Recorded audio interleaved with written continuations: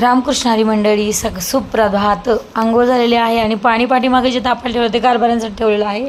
मी अंघोळ केलेली आहे. अंघोळ केल्याशिवाय स्वयंपाक करत नाही कमेंट करताल तुम्ही, म्हणून आधीच सांगितलं. तर माझ्या मुलाला पोहे उपमा शिरा असलं काही आवडत नाही, त्याला आवडतात चपातीचे तुकडे.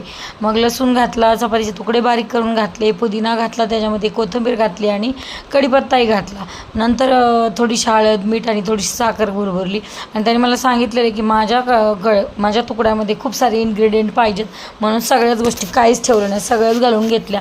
आणि आज आहे दोडक्याची भाजी. तर दोडक्याच्या भाजीमध्ये नेहमीप्रमाणे फोडणी दिलेली आहे आणि आईने दिला थोडासा काळा मसाला आणि थोडीशी मिरची पावडर घालून घेतली. पण नंतर मला कळलं की भाजीत मीठ जास्त पडलेलं आहे, त्यामुळे मग गव्हाच्या पिठाचा छोटासा गोळा घेतला आणि त्याच्यामध्ये टाकला, जेणेकरून मीठ कमी होईल. आणि मग फोडणी दिली तुकड्यांना फोडणी दिली. तोपर्यंत कारभारी उठले होते, तोपर्यंत त्यांच्या रगची गडी घालून ठेवत होते.